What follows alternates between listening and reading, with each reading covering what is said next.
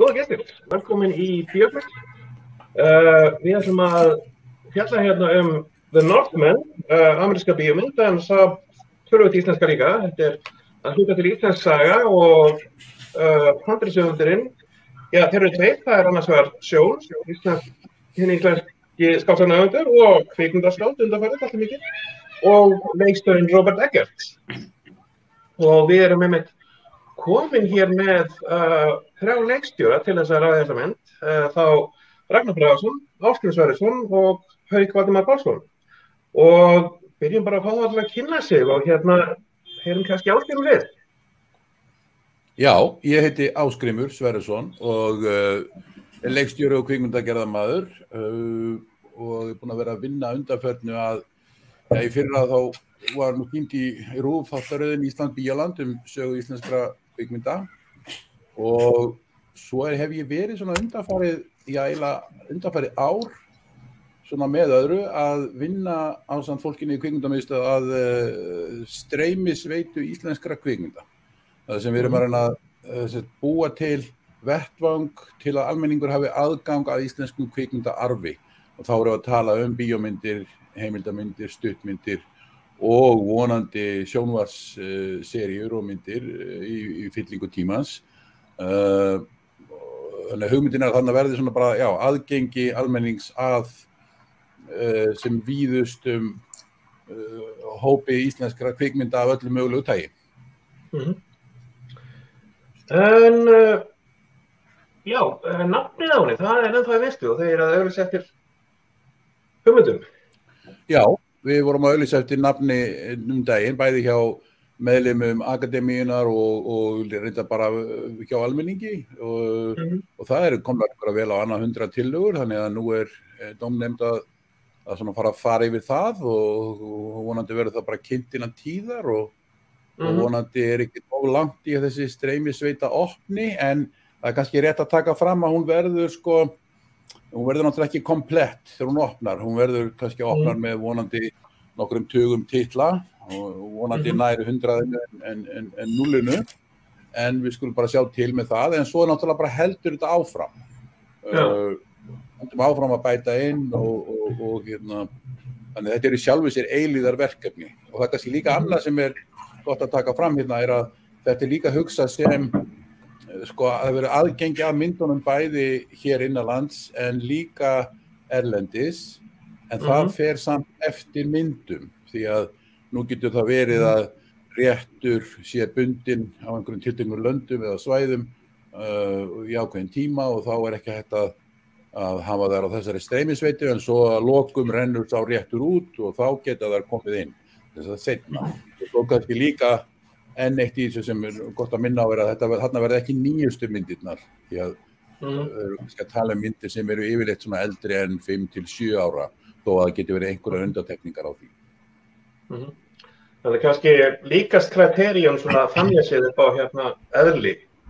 Já, það má mörguleyti segja það, já, og þetta mun einmitt líta út ekkert ósvipað og kriteríun, þegar þess að við erum að keyra inn á sama kerfi og þeir. Þannig að viðmótið sem mætir hérna gestum sem koma þarna inn verður mjög svipað. Þetta er samt pínlítið öðruvísi en kriteríun að því leyti að þetta er ekki áskriftarvefur, heldur er þetta hugsað þannig að þú greiðir fyrir hverja mynd sem þú horfir á. Einmitt. Það er svona video on demand, þannig séð. Já, já. En Haukur, þú ert búinn að vera leikstjóri heimildarmyndum og þú komst eitthvað að hérna tökum að The Northman. Jú, einmitt. Ég var í leikmynda á ljósadeildinni The Northman, einmitt. Og það var skemmtilegt að sjá aðeins hvernig það fór fram. En megnið af myndinu var tekið á Írlandi, sko. Þeir ætluðu að taka alla myndina hér, svo kom COVID og hún var Eggert var búin að taka hann alla svo langa ánum að koma til Íslands og ná Íslandi aðeins betur inn í myndina, sko. Já, einhverja ákveðna senu sem eru teknar hér, svona sem að, eða bara eitthvað til bakgrunns? Það voru einhverja útitökur á Stöng í Þjórsárdal og víðar. Og svo voru nokkra leikmyndir byggðar inn í Gufunesi.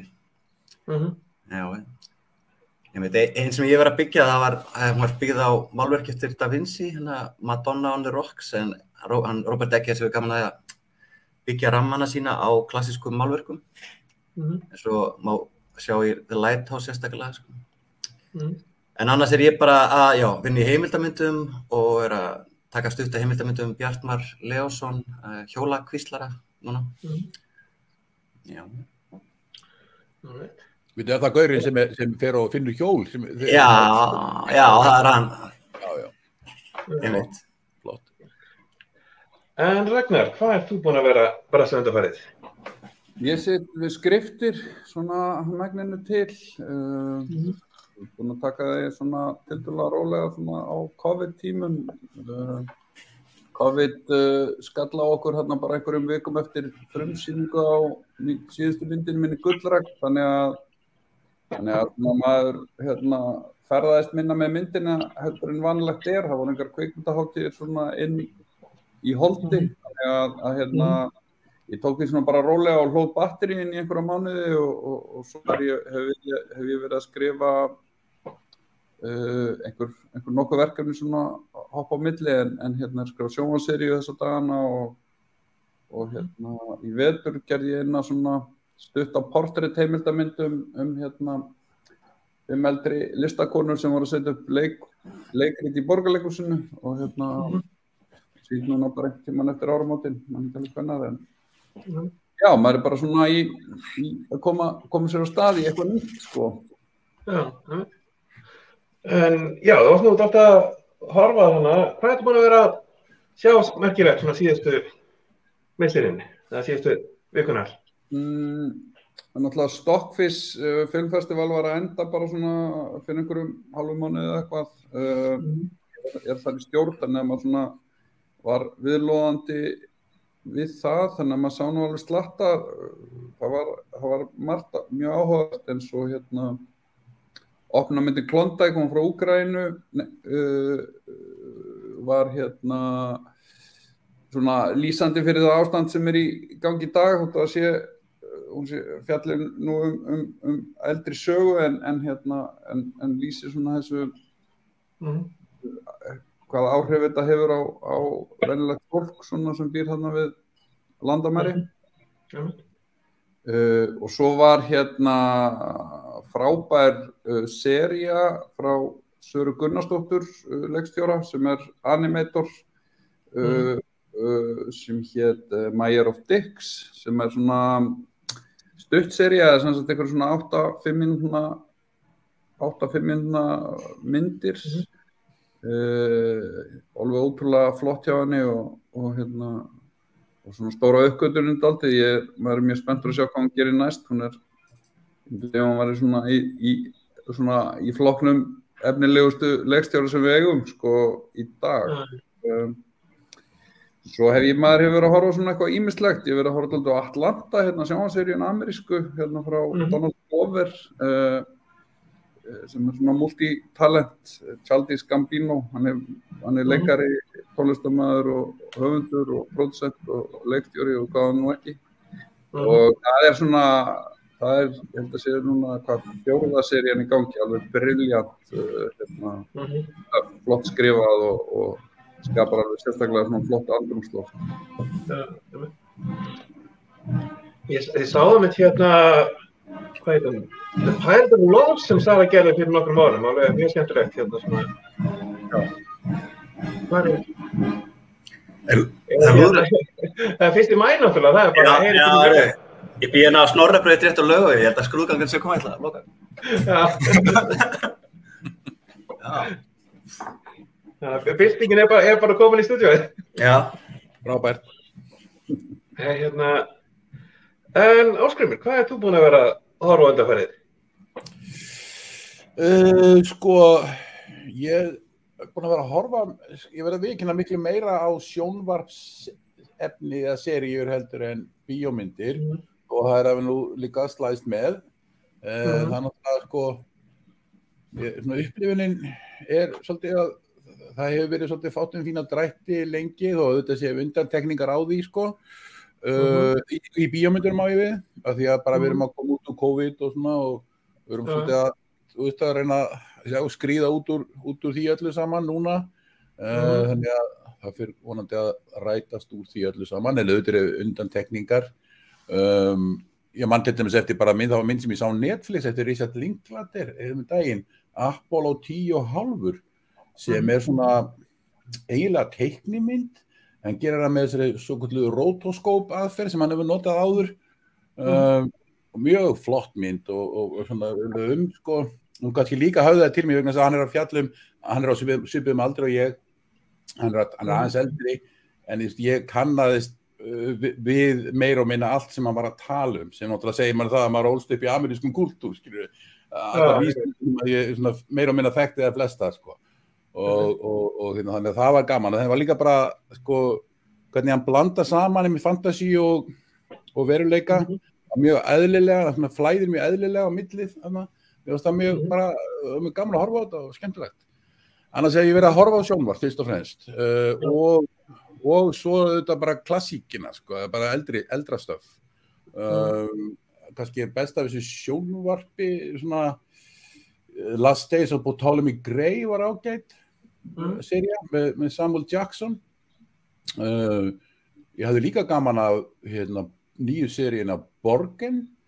Við komum skemmtilega óvart hvað mikið púður í þeirri seríu ennþá og það ekkert verið að gefa neitt afslátt þar, sko, það allt á fullu og bara virkaði mjög vel, gott dræfi í öllu sem þar kom fram. Já, og svo svona bara eitt og annað. Ég var til dæmis að horfa á The Player eftir Robert Altman en daginn. Aftur, eftir mörg, ég sá hana bara á sínu tíma og alveg ótrúlega mynd og ótrúlega, sko, bara svona næm á það sem var og í gangi. Þannig að það var mjög gaman að sjá, hún hefur elst mjög vel. En Haukur, hvað ert þú búin að vera að horfa á? Já, ég fór nú á Beardreimi, hún var nú rosa, já, einmitt mikill, fengur þessi mynd, sko. Já, ég horfði loksins á Quo Vadis Æda núna í vikunni. Já, og mjög áhrifaði mikil, já. Og Belfast eftir Kenneth Branagh. Svo ég bara verið að, já, hún var rosa góð, sko, Belfast, já. Svo, ég horfði nú, ég skemmtilega mynd á Netflix sem heitir Metal Lords, núna. Já, hvernig er það hún? Ég veit hún rosa skemmtilega, sko. Já. Er þetta fyrir metalhaus eða er þetta fyrir aðra? Já, er það bæði? Já, bara bæði, sko. En jú, annars bara horfði ég á sjónvarpið mikið og bara, já. Heyrðu, en þá er komið að aðal efni þáttarins sem Northman. Svona vikingahefndarmynd eftir Sjónar Robert Eggers og við kannski kynnum hana bara aðeins til leiks með því að sjá myndskeið.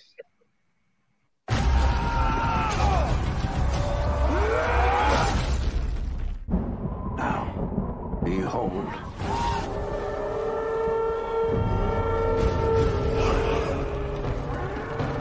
He's here. He's here. Mother! Father is here! The king, my lady. The king. Your fate is set and you cannot escape it. How I've missed you, my son. One day this kingdom will be yours. Thank you, Father. My king.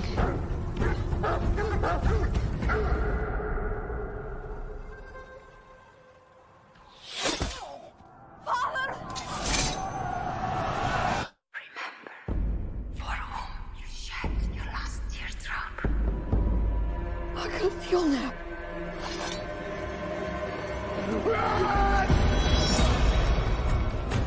I will avenge you, Father! I will save you, Mother!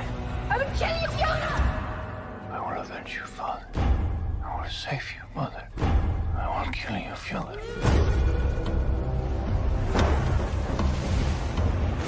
Why would you stow away to such a hellish place? To find what was stolen from me. And what is that? The kingdom.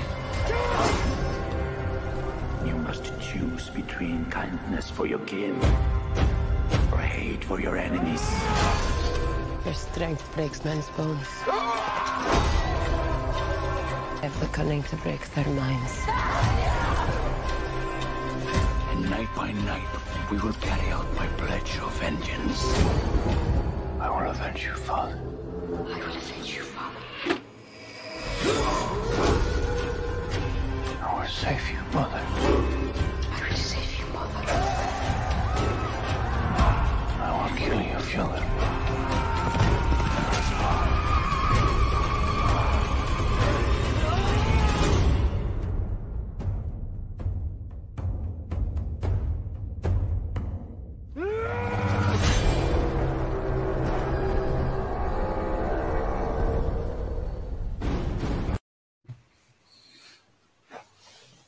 Já, það kannski nokkuð ljóst af þessari stiklu að þessi mynd fjallar dálítið mikið hefnd. Og kannski til að byrja með bara fyrir menn sem ólust upp af Hrafninn flýgur, hvernig lagðist myndin í þig? Byrjum bara á Ásgrími.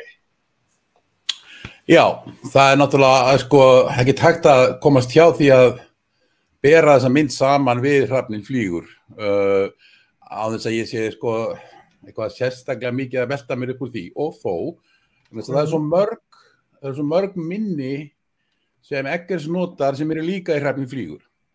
En ég vil kannski fá að byrja bara á þessu, það er ótrúlegt afrek hjá Robert Eggers að hafa fengið Hollywood Studio til að leggja mikla peninga í að fjármagna sögu af þessu tægi og með þessari nálgun og ég bara tek ofan fyrir því að þannig kynntur heimur sem er rauninni fullur af forneskju og svona hugmyndir sem eru mjög fjarri okkar nútíma.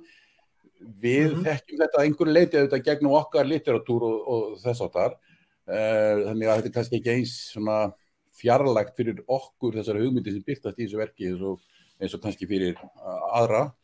En engu að síður, þetta er ekkit huggulega lítil ræma.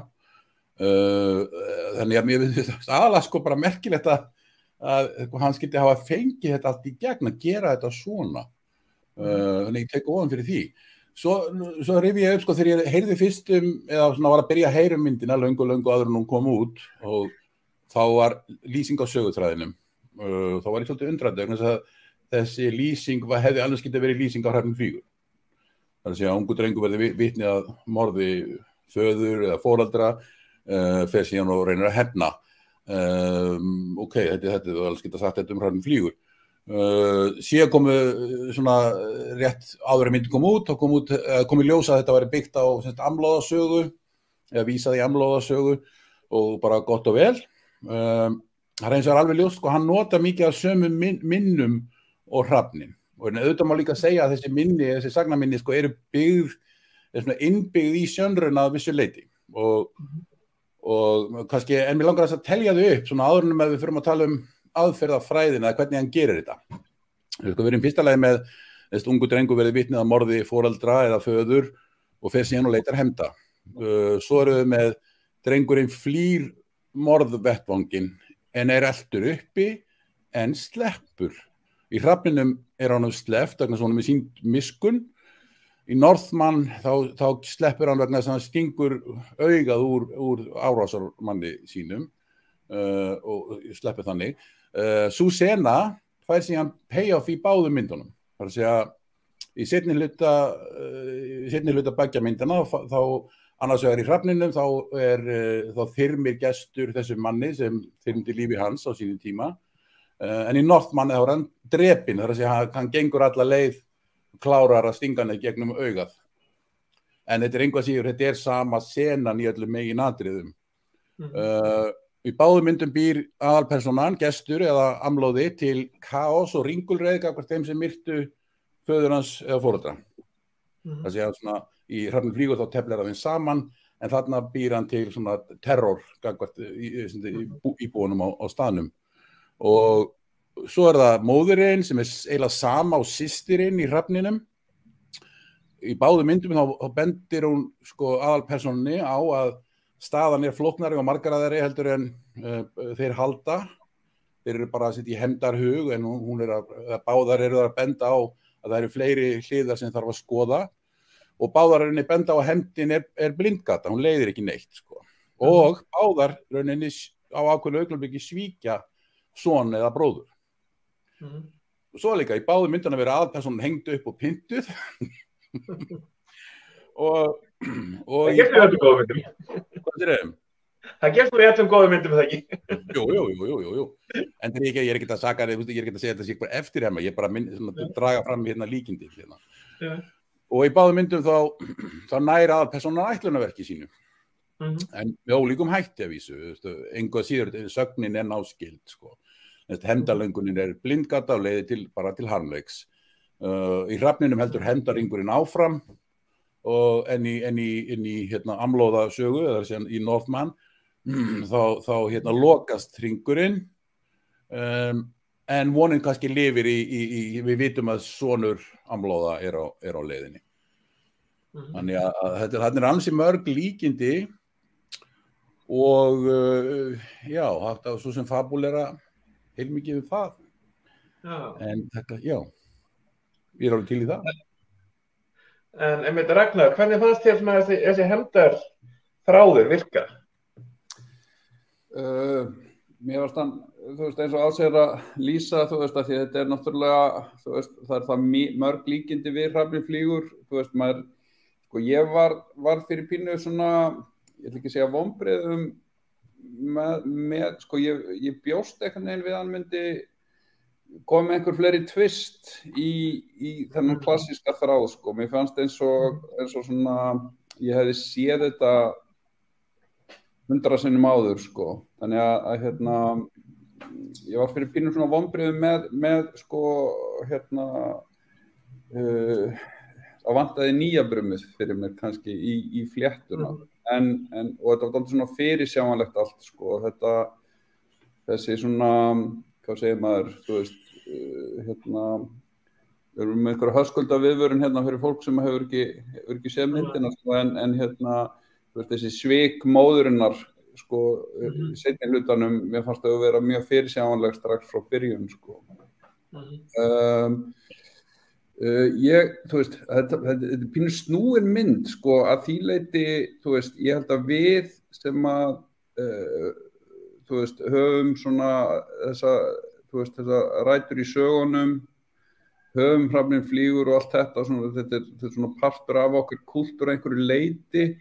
Ég held að við kannski horfum krítískara á þetta heldur en, þú veist, einhver hérna háskólanemi í Minneapolis, sko, sem að kannski þekkir ekki þennan heim, þessar vísanir, sko, þannig að fyrir mér var lítið sem ekkert nýtt í þessari sögu sem ég hafði ekki einhvern veginn séð áður eða vissi ekki og mér fannst þetta svona pínu, já, þú veist, ég vil ekki nota orðið klént, en mér fannst að vanta upp á, sko, að því Eggers er hérna leikstjóri sem að, sko, stimplaði sig inn svo sterkt, sko, með bæði Witch og Lighthouse og aftur og hérna svona, þú veist, einn svona bara áhugaverðasti ameríski leikstjórin og hérna maður svona kannski gerir sér einhverja væntingar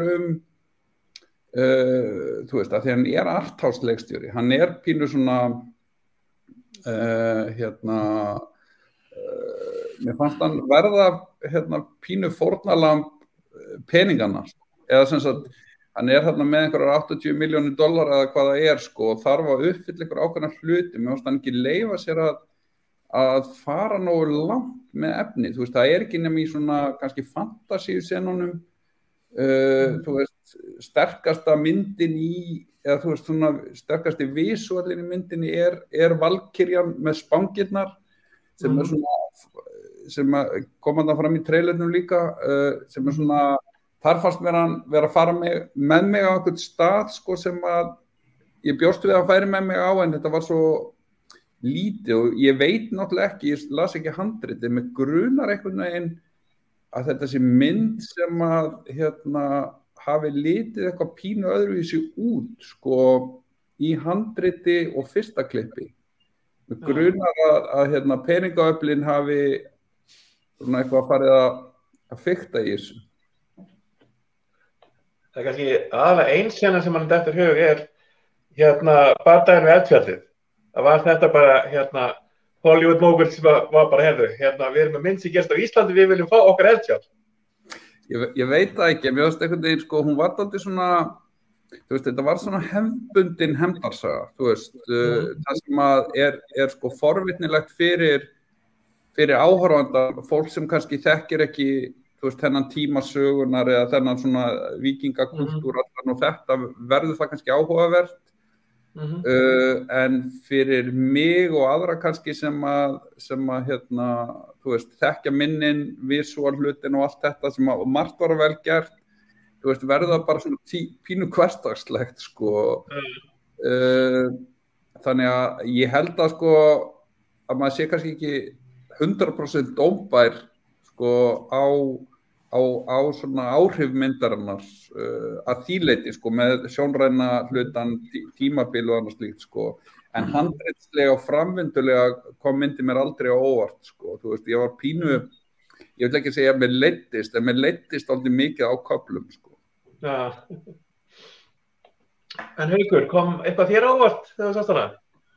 Já, mér bara mjög gaman að eitthvað gekk langt svona í ofbeldi og svona, ég hef gaman á svona episku myndum eins og Conan the Barbarian eftir John Milius og svona og hún var svolítið inn í þeirri hefð eða Excalibur eftir John Boorman eitthvað en já, það er gaman að þessum, þú veist, þá var sagan, maður hafði séð The Lion King og Hamlet og svona það hefði mátt vera kannski meiri tvistur í myndinni, með eitthvað en ég samt bara ánægður að hún hefði náð þó að lifa af Hollywood-íseringuna svona eins og hún með öllum þessum heiðinu minnum og hún hún reynir ekki að pakka þessu öllu inn í of notendavænar umbúðir og bara búningarnir og allt þetta eru svona, þeir eru ekkert að reyna að gera þetta eitthvað töff og cool en heldur meira svona gróft og nokkuð raunverulegt það kosti vel til skila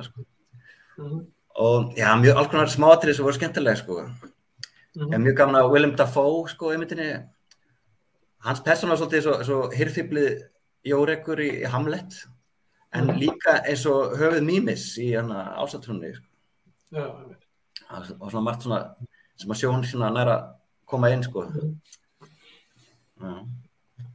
Náttúrulega að spyrja þig þú gerði þetta hrikalegir sem að var náttúrulega bara subkúltúr kraftakalla myndir þessi kraftakallar, víkingakraftakallar eitthvað á þá? Þeir fóru aðeins að pæla í því einhvern veginn Já, algjörlega, þetta er svona eitruð kallmennska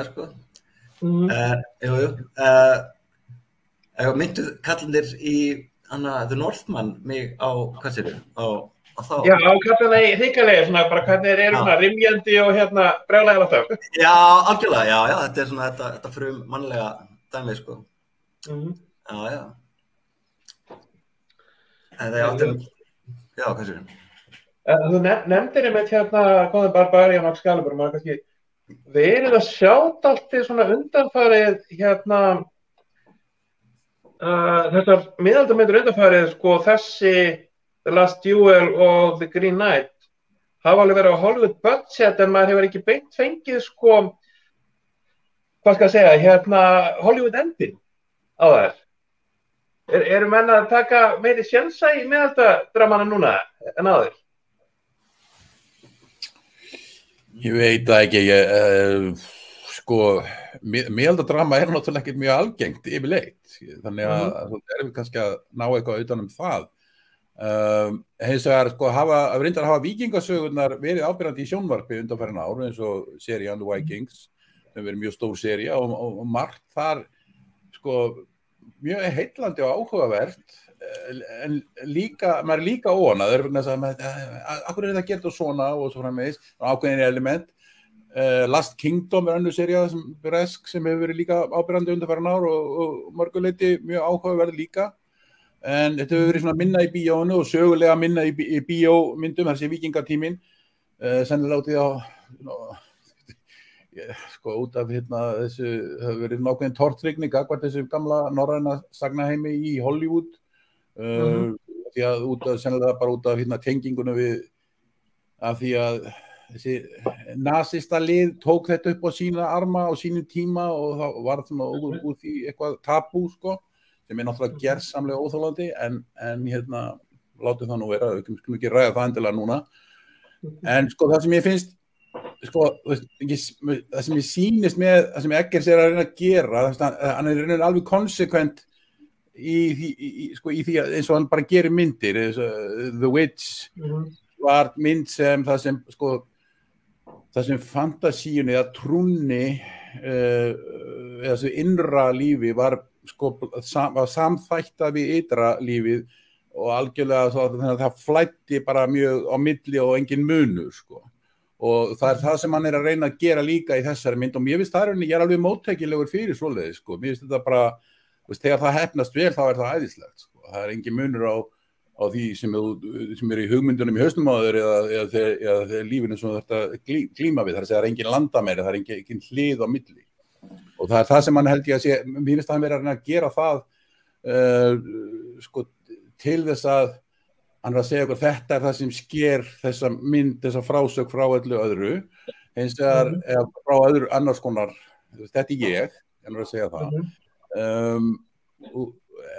En þetta kannski, það heppnast ekki alveg því miður, vegna þess að bæði þetta mjög familjar og svona, og svo svona, ég veit það ekki, þetta svona, já, eða kannski aðalega það að þetta eitthvað sem maður hefur séð svo oft áður og má alltaf bíða eftir þetta tæki flugið og færi eitthvað svona eins og gerðist með The Witch þegar ég sá hana, ég skipti bara, wow, hver þessi gaur, þetta einhver fenómenal talent, hann að koma á þetta fram í sína fyrstu bíómynd og bara þetta stórbrotin leikstjóri, skilur við, það mann gerði þar var alveg unbelievable, sko. Og það alveg, maður svolítið að leita því, maður að gera svona þær kröfur til hans að hann svona komi manni dálítið verulega óvart og sé bara svona öðruvísi en allir, sko. Og hann það vissulega, en þetta var bara svona ekki alveg að ganga upp, þarna þetta var ekki alveg að sannfæra mann, þú veist, samt sér maður að myndin mjög hnýtmið og sett fram myndlega og senur eru komponeraðar mjög skýrt en þetta svona þessi kunnulegheit vinna svolítið á móti því sko. En til dæmis, svo ég bara klára þetta með þessi trúari element og hvernig hann blandar saman svona þessum hugmyndaheimi og veruleikanum, getum orðað svo, þá til dæmis þú sér að það hikar ekki við að hengja mjög mikilvæg hvörf í sögunni á slík element, til dæmis þegar Björk kemur inn og minnir hann á ættlinn sína og líka þegar Ingvar kemur inn og hjálpar honum að finna sverðið og hann fer inn í svona einhvern fantasíu heim sko, og þannig svona kikkar af stað þessi ringulreiðar kapli í myndinni sko, sem hann reynir að djöflast í fjandmönnum sínum. Já, þannig að þetta svona já, eins og heyri, maður svona ekkert allt og ánæður en samt margt að það fínt sko. Maður veltir líka fyrir sér sko, þú veist, hvað hann að reyna að segja manni, skilur þú veist, hvað hann að ávarpa, þú veist, það skiptir ekki máli, þú veist, hvar þú staðsetur myndir eða þú veist, sögur í tíma, þú veist, hvort sem þú sért að segja, þú veist, miðaldasögu eða hvað það nú skilur þú á einhvern hátt alltaf að ávarpa þín eigin nútíma, þú veist, að reyna að segja okkur eitthvað sko. Ég sat eftir þessa mynd og svona velti fyrir mér, skilur þú veist, hver var svona, þú veist, hvað ætlaði hann að skilja okkur eftir, þú veist, ef hann ætlaði að skilja okkur eftir með, þú veist, hefnd blindgata og leiðir ekki til neins, þá finnst mér það, þú veist,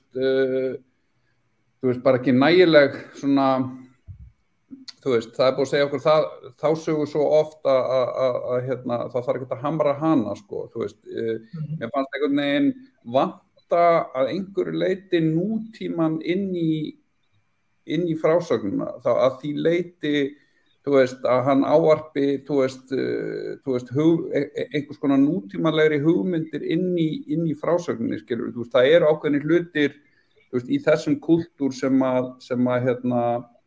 þú veist, getur nýtt til að svona þú veist, benda á eitthvað, benda, þú veist, áhorfendunum á eitthvað, þú veist, það eitthvað þema sem að hérna, þú veist, koma á framfæri eða kenna okkur eitthvað. Mér fannst hann ekki kenna mig neitt í þessari mynd. Mér fannst þetta meira snúast þú veist, tilraun kvikmyndagerðarmannsins að tækla stærra subject eða stærra skóp eða einhvern stærri skala frekar en og, þú veist, bæði Lighthouse og Witch þá var hann miklu skýrari, þú veist, með hvað hann var að reyna að segja mér, sko.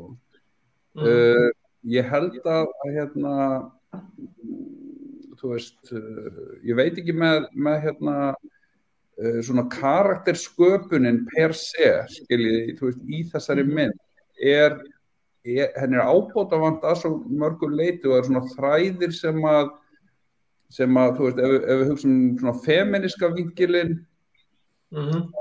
að þá hérna þarna svona lykilsamband í þessari sögu milli söguhetjunar sem maður hefur afskaplega svona litla samúð með þessari söguhetju að því hann sem villimaður í rauninni í byrjun, sko, þótt að í honum liggi einhver mennska, en hann kynni sem sagt þræl konu sem Anya Taylor-Joy leikur, sem að verður neginn svona mannlega, þú veist, hið mannlega samband inn í villimennskunni allri, en það samband bara fellur dautt í rauninni frá fyrstu mínútu, því að það einhver púður í eitt í það og sérstaklega í hennar karakter. Þetta er kona sem situr, einhvern veginn sko fulltrúi þótt hún sé að einhverju leyti norn eða þú veist hvað hún þú veist, hún hefur einhverja svona, þú veist, af öðrum heimi eiginleika, að þá hún samt manneskjan sem að, þú veist, heldur honum einhvers konar von í. Og þetta samband fellur alltaf dautt, sko, það engin kemistría á milli þessar tveggja leikara og það einhver púður í eitt í þennan þráð sem þýðir það að verður alltaf svona vandræðilegar senur sem að dúkka upp svona inn á milli til að fá persónu til að gefa okkur upp einhverjar upplýsingar í staðinn fyrir þetta einhvers konar raunverulegt samband, þannig að mér fannst það verið kannski stóri feillinn í sko myndinni sem slíkri, sko. Já, ég tek undir þetta að það vantar svolítið að hann standi frammi fyrir vali, sko, hann þurfa að velja á milli þess að halda áfram hendarlönguninni og svala henni eða lifa einhvers konar öðru lífi og það var tækifæri til þess en það var einhvern veginn ekki nýtt. En talaði mitt sko talaði með tengsli við nútíðina, ég las viðtal við Eggers þar sem hann hérna svaraði bara mjög skýrt þegar hann spurður hvort hann vildi einhvern tímann skrifa handrit sem gerist í nútíðinni og þá sagði hann bara nei. Enga vöflum með það og hérna talaði einhvern veginn sko að hans naut væri aðalega með handritaskrifin og sko, eða kannski frekar handritaskrifin hreinlega sko rannsóknarvinna. Og maður velti kannski fyrir sér þarna sko hvort að sko rannsóknarvinnan hafi stundum bara borið hérna sögumennskuna ofurliði. Já, það náttúrulega erfitt að maður veit ekki alveg, ég man eftir þessum kommenti, þessum ummælum hans sko, þú veist, maður veit ekki alveg, maður hefur ekki allar forsendur sko, en þú veist, ég meina, það gerðist ekki í The Witch og hérna, þannig að þú veist, maður spyr sig, kannski var þetta því að, þú veist, þetta getur líka verið spurningu hvernig verkefni kemur til hans, sko, þú veist, ég minnir að Skarsgård hafi talað að hann hefði verið með einhverja svona hugmynd að gera víkingamynd og einhvern veginn lágu leiðir þeirra saman og hvernig gerðist það og þú veist, eitt leiðir af öðru, skilur, Eggers kemur hingað og hittir hér fólk og fær hugmyndir og svo einhvern veginn hittast þeir og úrverður að loka þetta verkefni eftir langa tíð. Maður veit ekki alveg allt hvað gerðist þar, en þetta náttúrulega bara áhætta sem þú tekur í hvert einasta skipti sem þú gerir eitthvað, skilur það bara, þú veist, þú ert fullur af góðum áformum og svo fer þetta einhvern veginn, skilur það svolítið erfitt að fabulera mikið það, eða ekki? En Haukur, hvernig var þér leikarnir virka þig? Leikarnir? Já. Já, sko bara gaman að sjá Björk aftur. Leikarnir, já, Willem Dafoe eins og segja það, hann var skemmtilegur. Leikarnir, já, hann svolítið, hann Skarsgård, hann nú svolítið svona wooden eða svona svolítið þunglamalegur sko stundum. En já, Nicole Kidman, já, hún skemmtileg sko. Já, þetta var skemmtilegur leikhópur sko. Já. Ég meina, fannst þér vera sannfærandi Íslendingar eða Úkraínumenn? Sko, hreimurinn var betri heldur en til dæmis í Vikings eða þessum, allir eru með mjög góðan íslenskan hreim svona, til hópa var það ekki. Já. Hvernig varst ykkur? Hreimarnir? Ég sko, tölum leikarana þá, sko, þú veist, tek undir það sem Haukur segir með, sko, þú veist, Skarsgård er ekkert slæmur leikari, hann er pínu svona wooden eins og sagt hann ræður ekkert mjög vel við svona fínni blæbrigðin, en hann er með svona, hann hefur presence og hann var flottur í svona, þú veist, aksjóninu per se, sko, en þú veist, ég segi þessar senur milli hans og Anya Taylor-Joy, sko, voru bara vandræðalegar. Hún er heldur ekkert eitthvað svona, þú veist, hún er ekki leikar með eitthvað mjög mikla breidd sem leikari, hún hefur presence, en hún er, þú veist, hún er ekkert auðvelt með svona, þú veist, fíniblæbriðin. Mér fannst Kidman miskast, ég held að hún hafi verið þarna út af budgeti, frekar en preference leikstjórans. Því þú þarft, þú veist, ef þú ert að gera $70-80 million mynd, þá þarft að vera með nöfn, þú veist, þú selur ekki myndin á Alexander Skarsgård, sko. Og þannig að hann þarf að fylla upp í eitthvað svona kvóta þegar kemur að svona einhverju star quality, og hann gerir það með Kidman og hann er með Ethan Hawke sem er þekktur leikari, og svo er hann alltaf með Dafoe og Björk, og þannig að hann svona næra að réttlæta fyrir sko fjármagnseigendunum að eyða peningunum í þetta, en sko Kidman fannst mér misköstuð, sko. Mér fannst hún þú veist, bara sem dæmi að þá, þú veist, er ég tiltölulega nýbúin að sjá hana og Alexander Skarsgård leika hjón í Big Little Lies. Þarna leikur hún móður hans og ég held að sko stóri, sko, þú veist, sá leikari sem að ég trúði hvað mest og þú veist, áttidáldi myndina fyrir mér var Klaus Bang sem er sænski leikarinn. Hann var mjög öflugur og í algjöru tjúni við sinn karakter og náði einhvern veginn að skila mennsku með þessu, sko, þótt að hann væri illmennið. Fjölnir hinn bróðurlausi. Hvað segir þau? Fjölnir hinn bróðurlausi. Já, Fjölnir. Og svo átti Ingvar helviti góðan sprett þarna sem þessi seiðkall þarna í helli. Og Björk átti fína innkomu, en þú veist svona, þetta var ekki beint leikara myndi ég segja, þú veist, þetta snerist ekki performance, þetta, þú veist, áhersla leikstjórans í þessari mynd var meira á hið sjónræna heldur en, þú veist, að kafa á einhverja dýpt í persónusköpum, sko. Og kannski talað leikarna, þeir leikara sem ég var kannski hrifnastur af og kölluðist kannski mest á við verk Sjóns voru dýrin. Sem að einhvern veginn svona kannski eðlilegur þáttur í mynd líka kannski hluti af hinu yfirskilvillega. Og hvernig þá? Hrafnarnir sem bjargar á einum stað.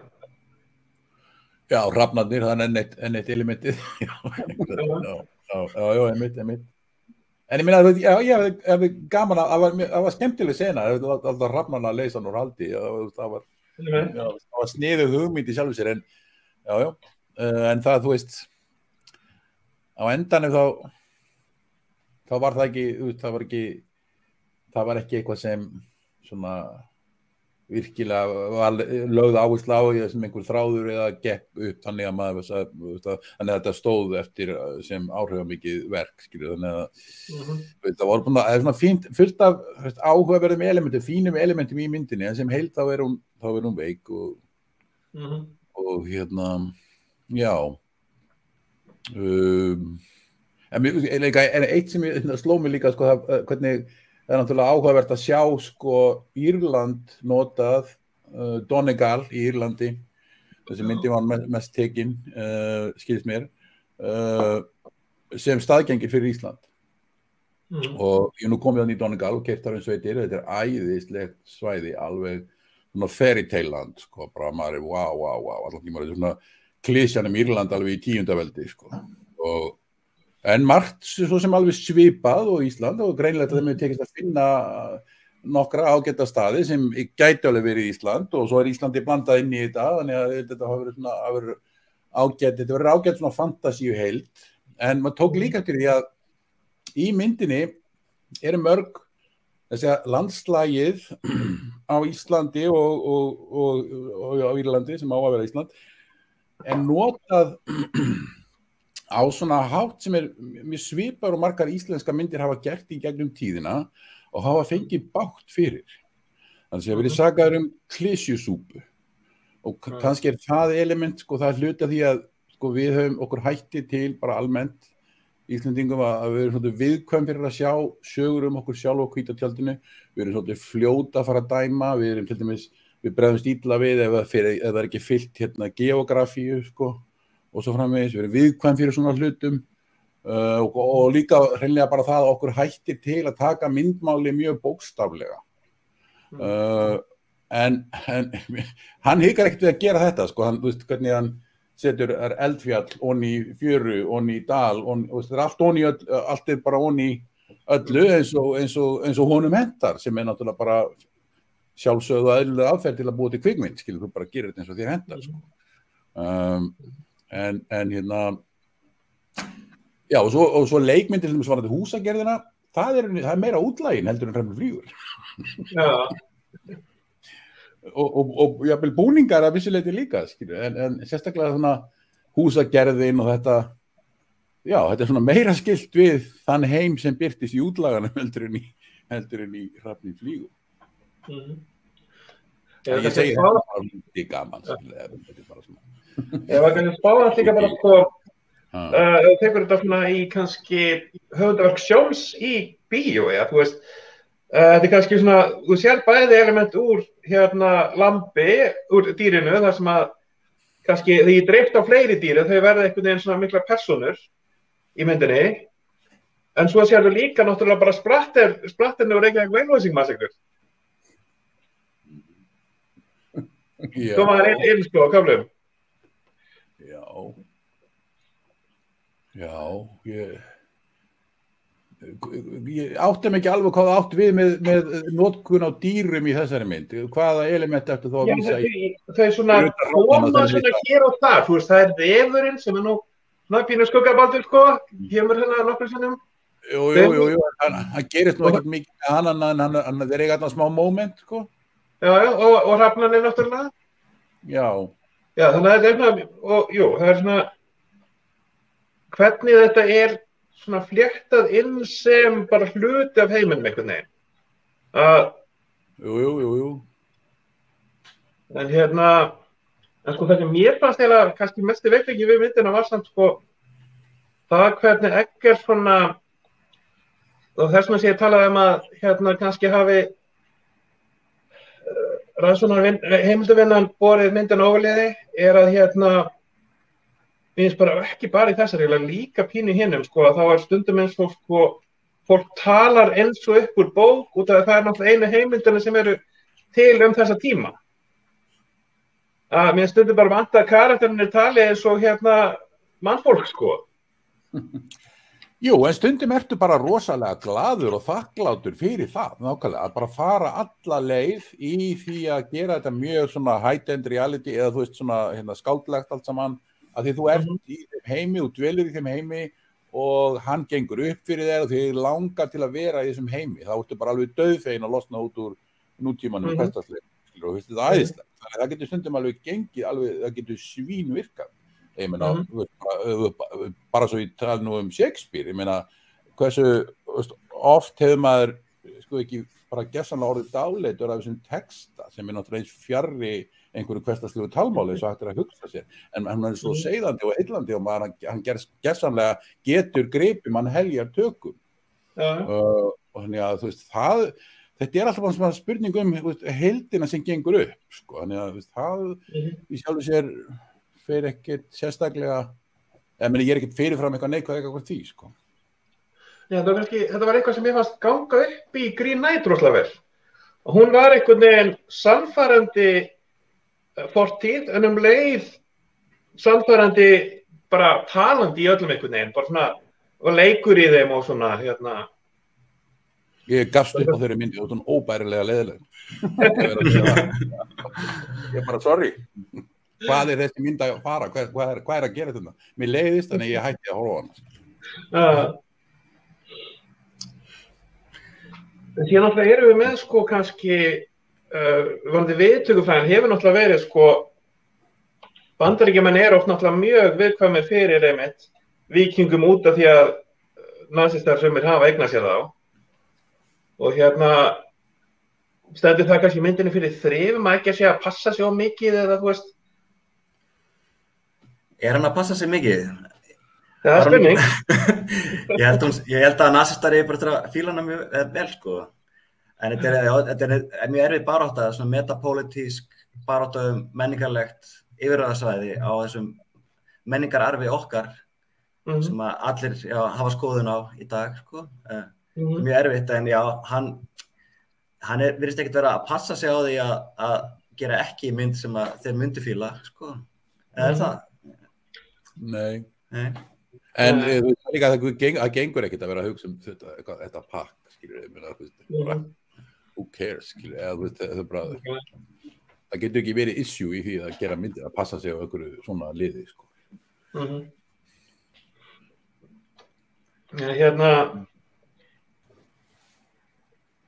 En já, hvað svona þessi heimur, hvað er næst fyrir víkingamyndirnar? Hvað langar ykkur að sjá ef að Hollywood eða íslenski leikstjórar fara að gera fleiri víkingamyndir? Er eitthvað svona sem að ykkur finnst vanta eða ykkur finnst svona og eru bara spenntar að sjá? Ég velti fyrir mér sko hvort þetta sé eitthvað sérstaklega áhugavert sko. Mér persónulega þú veist leiðist þetta svona hrátt sko, eða þú veist, mér finnst þetta er svona, þetta er ekki eitthvað sérstaklega sjarmerandi heimur sko, það er svo lítil heimspeki þarna, þú veist, þetta erum við með, þú veist, í sögunni, þú veist, á einhverjum landamærum, þú veist, í tíma, ég menna Hrafn til dæmis sko í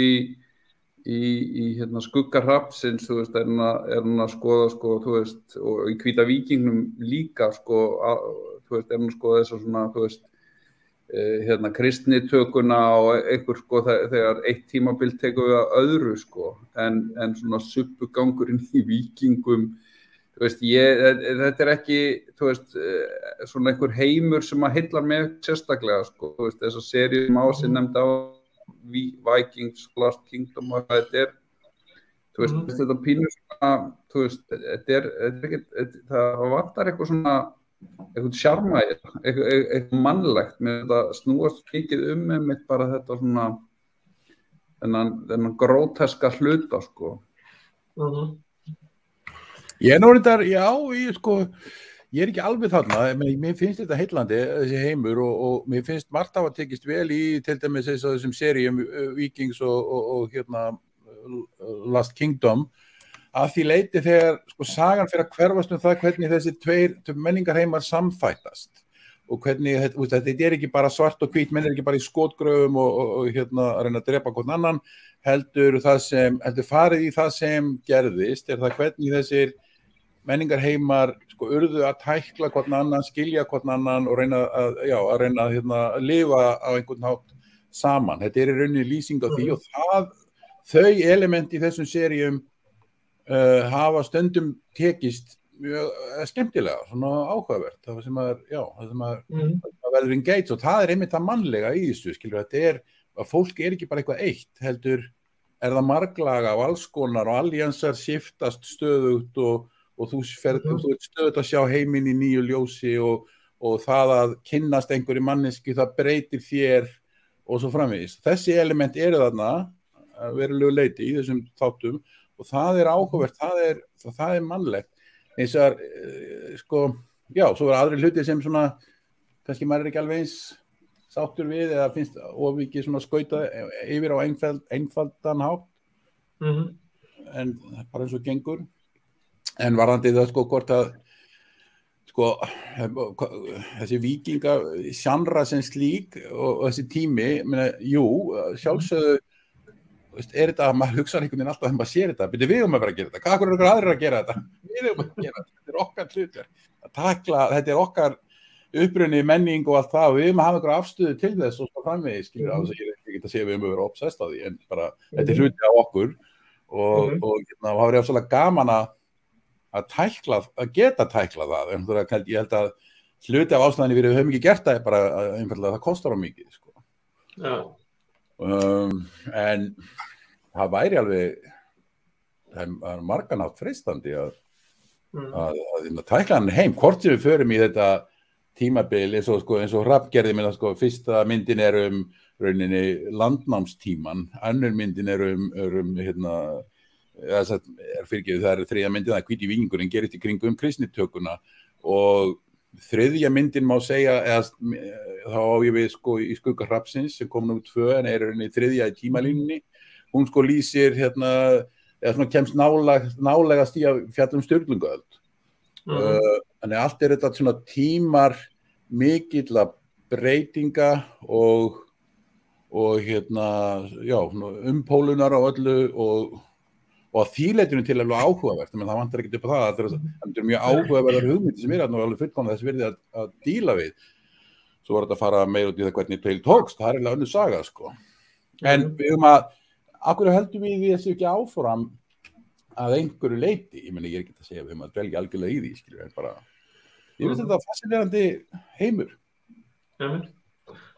Ég velti fyrir mér hvort það sé, hversu algengt að sé þetta að íslenska leikstjórar vilji takla sagnaarfinn en bara dreigja upp reiknivélina og komast að það sé bara aftur dýrt. Þetta náttúrulega fortíðin og þú veist hasar og jafnvel hérna furðuverur, sko. Já, ég meina við höfum gert sára litlar periódumyndir, bara yfirleitt.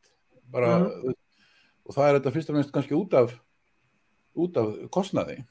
Já, ég menna það var, hann Baltasar Kormákur var náttúrulega með hérna handrit sem hét Víkingar og náttúrulega gekk svo langt að hann byggði náttúrulega svona lítið víkingaþorp eða svona einhverja byggingar en það verkefni einhvern veginn var aldrei að veruleika, þú veist, maður hefði einhvern veginn haldið að hann sem hefur svona, þú veist, daðrað í Hollywood, skilur, og gert myndir á budgetum, hefði átt að hafa, sko, þú veist, þá allan möguleikan á því, sko, en það gekk ekki upp einhverju hluta vegna, ég veit ekki hvers vegna. En ég held að, eins og Ási segir, sko, við höfum náttúrulega, þetta ákveðið svona, þú veist, verkefni sem við þurfum að fara að skoða, sko, því að, þú veist, okkar saga, þú veist, sem þjóðar, við erum náttúrulega ung bíóþjóð, við erum bara 40 ára gömul bíóþjóð, sko, eða, þú veist, það Ási vill náttúrulega kannski tengja það lengra en við tölum svona kvikmyndir í fullri lengd og þá þetta bara rétt 40 ár, sko. Þannig að við hefum verið að finna út úr hlutum, við hefum þurft að gera hlutina ákveðin hátt, þannig að það hefur orðið til einhver svona, þú veist, einhver svona meðal íslensk mynd, þá meina ég bara í umfangi, þú veist, úr hverju höfum við að móða, þú veist, svona fjárhagslega og annað slíkt, sko, þannig að við höfum við höfum bara ekki gert sögunni skil, þú veist, það náttúrulega alveg, sko, þú veist, okkar saga uppfull af sögum sem ósagðar eru í kvikmyndaformi. Og þú veist, vonandi komist við í dag á þann stað að hafa bara, þú veist, úrræðin með að gera það, að tækla það einhvern hátt og þá, þú veist, bara það að til dæmis eins og sko, bara seinna stríð, skilji, þú veist, bara það ekki lengra aftur en það, þú veist, það fullt af sögum þar sem ósagðar eru. Og aftar sem við förum, skilur, má finna þar margar, sko, en ég held að þetta snúist, sko, þú snýðir stakk eftir vexti, sko, þú ert með kannski hugmyndur að þið langi að gera eitthvað, en svona praktískt séð og áttarðu þið á því að það einhvern veginn nánast óyfirstíganlegt að fara að gera eitthvað sem kostar einhverja milljarða, sko. Já.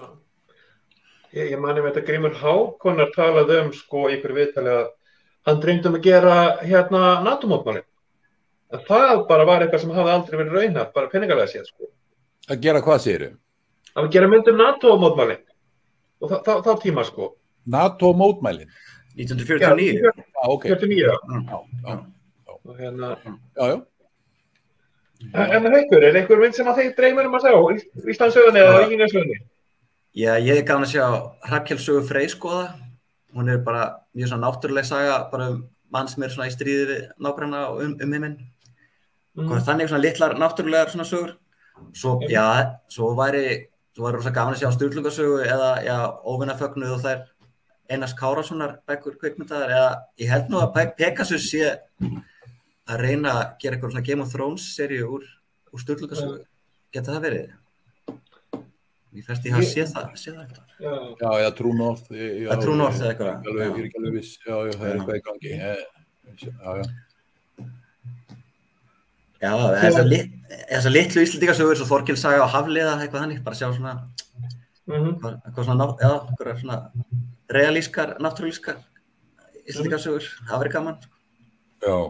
En þetta samt, þetta rosalega erfitt, sko, allt þetta, svona, beinar aðlaganir á tilteknum sögum eru með fyrirfram innbyggðan hindrun til að komast yfir, það að segja túlkunina sem þegar liggur fyrir hjá mörgum og þess vegna held ég að kannski síðan mörgu leyti áhugaverðar að leiða að nota einhverju element úr þegar mann gera svona sjálfstæða sögu, hafa svolítið sjálfstæða sýn á þetta.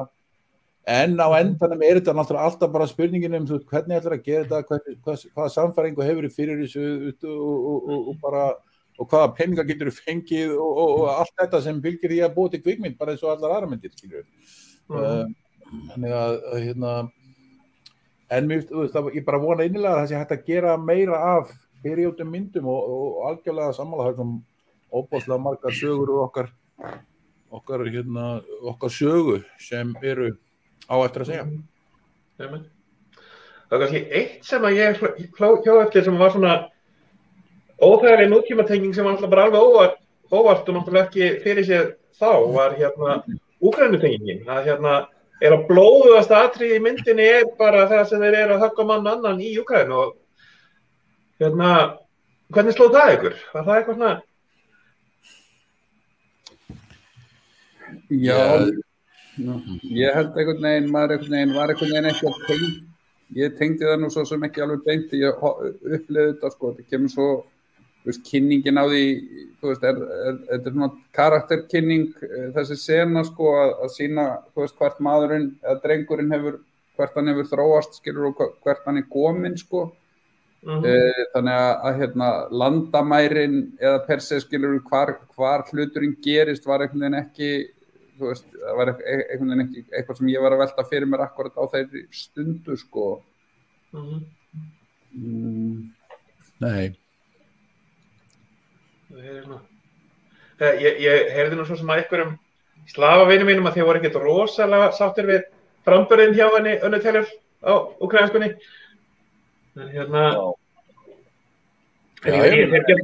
Það bara fullkomlega eðlilegt alveg svo við verðum pirruð þegar við heyrum í íslenskan framburð sem ekki réttur, það verðum ekki nóg sátt við, skilur, en það samt, í heildarmyndinni þá kannski þetta ekki svo stóra atriði, sko, því að það snýst ekki þetta, sko. En auðvitað, það er skiljanlegt að fólk pyrri sig á því.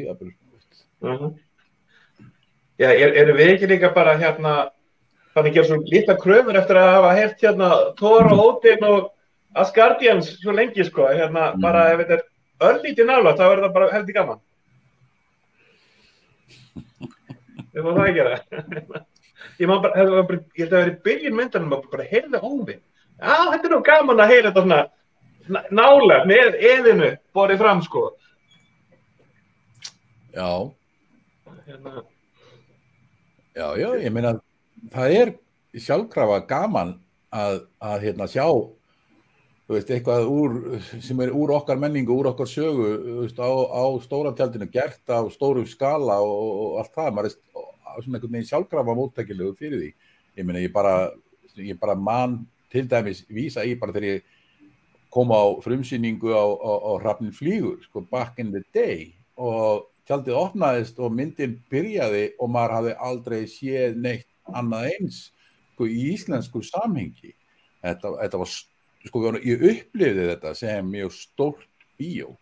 Það voru stórar senur og það var mjög þakklátt bara á sínum tíma og já, og þannig að fyrir mér þessi mynd bara, mörguleiti, hún svona milestone, hún svona fyrsti stóri vá-faktorinn í íslenskri kvikmyndagerð sem ég hef upplifað, sko. Fyrir utan auðvitað síðasta bæinn í Dalnum sem ég sá þegar ég var 6 ára á Æsland. En úr íslenskum bíókúltúr yfir í erlendan, einhverju svona erlendur bíókúltúr sem þér sérstaklega nálægt hjarta á því? Meinarðu bara svona almennt eða nýlega eitthvað þess að það? Já, bara hverju viltu deila með okkur af erlendu bíói? Já, sko, eins og ég sagði áðan, sko, þetta búið að vera svolítið fátæklegt svona almennt talað, þannig að þú veist, það svolítið erfitt að tala bíó. En bara ef við förum í fortíðina, klassikina? Já, bara svona almennt, ég meina, þú veist, almennt með þetta bara, frakkar, ítalir, tjekkar, stórbrotnar bíóþjóðir, allir saman, Pólverja líka, Rússar, Svíjar, jafnvel Danir í gamla daga, sko, þú veist, það voru nokkrir, þannig að, já, það er allt þetta, pluss auðvitað Ameríka, ég undaskil hann ekki út. Í rauninni hvað sem við getum röflað út í eitt Hollywood en auðvitað stórkostlegur bíókúltúr. Það er ekkert að neita því, það er upp í staði. Þannig að, já, svona, ég reyna að klóra mér í kollinu, ég reyna að reyna einhverja myndir, sem að nýlega. Já, veljum bara eitthvað, frakkana, tökum frakkana. Frakkana, já, daginn, ég var að sjá myndina Frans eftir Bruno Dumont. Með henni Liu Seydoux í aðalhlutverki. Það var ekki góð mynd. Jesús minn, það var ekki góð mynd. En á sama tíma að svipa leiti sá ég líka Lólu enn og aftur eftir Jacques Demy, sem ennþá gargandi meistarverk. Þetta er 4. eða 5. skipti sem ég horfa á hana, og bara, ég ennþá alveg stúm yfir hvað hún æðisleg og samt einhvern veginn gerist ekkert í henni, en það gerist allt í henni. Maður er alltaf svo bara gersamlega stendur á öndinni yfir þeirri mynd. En hún, sko, og það er líka alltaf svo gaman að horfa á þessa tengingu á milli frakkanna og Ameríkumannanna, þetta love-hate relationship sem þar í gangi, sko, það er rauninni frakkarnir sem taka amerísku kvikmyndina og segja við heiminn, þarna að finna persónulega listsköpun. Og þeir byrjaði að segja þetta svona árunum eftir stríð, svona miðað síðustu öld. Og höfðu þannig breyttu rauninni þannig sýninni á kvikmyndina sem hún var persónulegt listform og í færibanda verksmiðinni sem Hollywood væri að finna haug af alvöru listamönnum og sem í rauninni á svona næstu 10-15 árum breytti viðhorfi bara í heiminum til kvikmyndarinnar og það væri alvöru listform. Þannig að frakkarnir eiga sko rosalega mikið í því öllu saman og svo fóru þessi hópur sem sagði þetta og setti þetta fram á sínu tíma fór síðan að gera myndir og það er nýbylgjuleikstjórarnir frönsku og hvað voru þeir að gera sérstaklega framan af taka afstöðu til amerísku kvikmyndarinnar og tjá sig hana í sínum myndum þannig að þar á leiðandi þeir voru kannski svona einna fyrstir til að setja sko bíóið í bíóið og með því segja að bíómyndin væri eitthvað sem skiptir höfuðmáli, væri listform, væri nútímalega listform 20. aldarinnar, væri þetta sem væri mest spennandi að gerast hér og nú. Og við erum lifum ennþá í þeim hugmyndaheimi af þessi leiti. Þó að það séu kannski svona blikur á lofti vissulega núna sko. Já, það Kínverjar áttu vinsælustu myndina, hvað heitir vera? Já. Leikarnir að farast. Já. En Haukur, hvað einhver svona kvikmyndakultúr sem að þér langar að kynna fyrir áhorfendum? Kynna fyrir ykkur? Ég veit ekki hvað ég geti kynnt fyrir ykkur, en ég bara Já, kannski, þú veist, ég mæli kannski með exploitation myndum, svona áströlskum exploitation myndum frá Kanada. Það er Mad Max, það er margt þar, skemmtilegt. Nei, ég veit ekki, Hvað var þetta ekki fyrir utan Mad Max í þessu? Ég horfði nú bara aftur á Crocodile Dundee daginn, sko. Það eru margar myndir sem eru kannski sem að Ástralir gerðu sem að litu ekki út fyrir að vera ástralskar, það var skemmtilegt sko, gaman að þeim. Fóru slupp undir radarinn, en svo, en jú, það annars bara japanskar hryllingsmyndir, Kiyoshi Kurosawa, ekki Akira Kurosawa, hann er skemmtilegur. Já. Ragnar, við endum á þér, hvert vilt þú fara með okkur?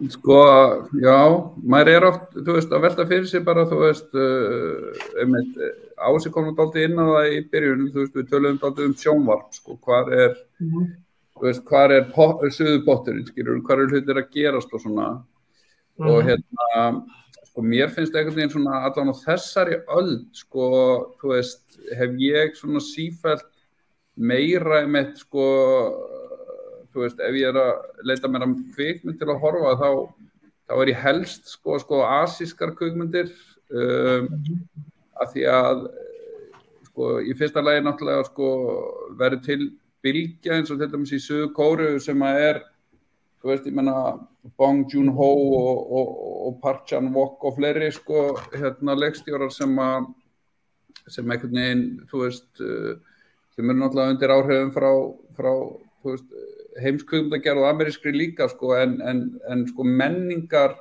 þeir segja sögur á annan máta, skilur, þeir einhvern veginn sko menningin og kultúrin og svona bara, þú veist, andrúmið í því samfélagi sem þeir sprett úr, litar náttúrulega hvernig sögur þeir segja og hvernig, og kannski sérstaklega hvernig segja þeir sögur.